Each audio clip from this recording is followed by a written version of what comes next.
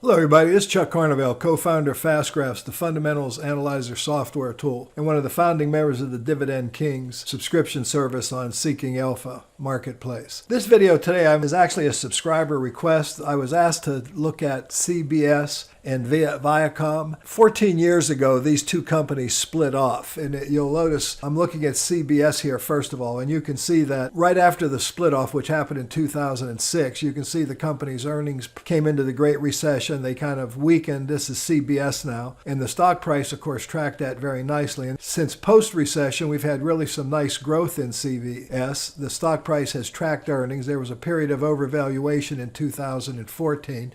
The main point is, though, this stock is very, very inexpensive relative to the pure fundamentals of CBS. So when you're looking at forecasts going forward, there are quite a few analysts following the stock. There are 26 analysts. They are expecting this company to grow as an independent entity by 11.75% going forward. So the stock does look good. Now, performance-wise, the historical performance is kind of interesting. They did cut their dividend in 2009. But since that time, they've grown their dividend rather nicely. As you can see, the dividend has grown since you've come out of the recession. It froze at 20 cents. It fell from $1.06, and then it went from 35, 44, 48, and so on and so forth. So the company's done pretty well as an operating business post-recession. The stock is currently very, very cheap, trades at about 6.79 times earnings, or we'll call it, 6.8 times adjusted operating earnings. The dividend yield's about 1.97% today. The company is BBB rated with 67% debt. And by the way, this merger is going to go through in August. So if you were looking at the end of the day, Viacom shareholders will receive 0.59 shares of the new Viacom CBS, and then each Viacom share and CBS share will convert 1-for-1, giving CBS shareholders about 61% ownership of the combined entity. So the thing that's interesting, though, is the stock is very, very cheap now. Now, if I go ahead and look at Viacom, how it sits today, since coming out of the spin-off or the split-up and coming into the Great Recession, the company performed a little better during the Great Recession. They did not start paying a dividend until 2010, I might add. They had a pretty good growth spurt coming out of the recession, and they've stumbled a little bit in 2015 and 16. Their earnings fell 32%.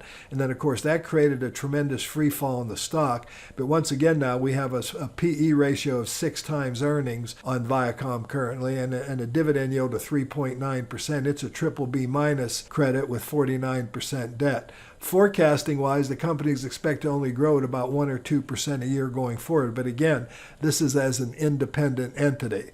So if we look at these two companies and combine them, we'll take a look at the announcement real quick about the actual merger. And the combined is supposed to happen by the end of 2019.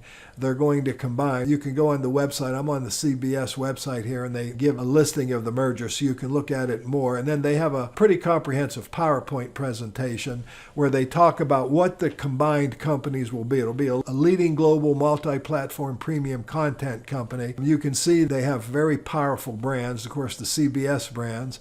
And then they have their streaming service and television and film where they have things like Star Trek and Top Gun and Transformers, The Godfather. On television, they have, NCIS, which is obviously one of the most popular shows on TV, and all the other things that you can see there for yourself. They have 3,600 films, 140,000 different TV episodes, and they also have hundreds of thousands of subscribers all throughout the world. So you can go through this yourself. I don't want to bore you too much with it, but the point is the combined company is going to be a powerhouse in media and entertainment. There's no question about it. Nevertheless, I frankly have not followed either one of these companies. I would consider both of them extremely undervalued relative to the fundamentals as they currently sit.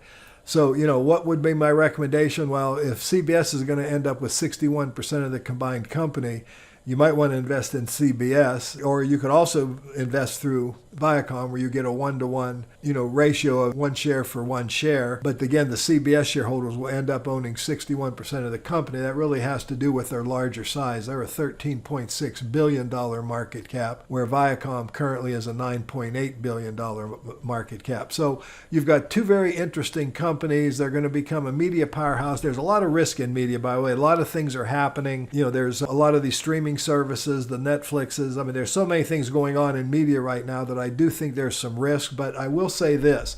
from the standpoint of pure valuation, both of these companies are really priced at extremely low valuation. So I would call this a speculation. The combined company, of course, we can't know what it's going to look like and what its earnings are going to be, but from CBS's perspective, at least, they're promoting it as being a great growth engine. So this is what these two companies look like historically. On a standalone operating basis, Viacom has been moderately cyclical. It has squeaked out some growth, and there have been some times when it grew very rapidly. When things kind of got a little weak, you can see there was a sharp reaction in the stock price. The stock price fell precipitously here. You'd have lost, 71% of your money from peak to trough from 2014 over the last 5 years. But it also started to really produce good earnings growth again. And so if you're buying the stock today, the valuation is extremely low. Getting back to CBS, this company has generally performed better post the split-off or the split up. It's had, good growth, averaging over 9%. If you look at it just since coming out of the Great Recession, the company's grown at almost 25%. And again, it's forecast to grow at a much faster rate going forward. But you combine the two companies, there's no way to know at this point what their growth might be going forward. But I think the real key is both of these stocks are extremely cheap relative to historical fundamentals. We can look at some of the other metrics, things like price to EBITDA. CBS is extremely undervalued. If I look at Viacom on price to EBITDA, it's extremely undervalued. So, you've got two very inexpensive stocks that are going to combine into what they promote as a powerhouse. So it's something you might want to spend some time researching. Again, you can go into this PowerPoint presentation here where CBS describes the deal. You can also look at their PowerPoint presentation and study this for yourselves to see if you think, there's really some traction in this company. I think they're very, very interesting. I will note that Zacks has a current sell on CBS, but I think that's a little bit short-sighted. Anyway, this has been Chuck Carnevale saying thanks for watching. This is taking a closer look at the Viacom-CBS merger. If you enjoyed this video, please don't forget to hit our subscribe button at the bottom. It's free, and you'll see more videos like this. In fact, one thing I want to announce here is we're going to be starting some regular features.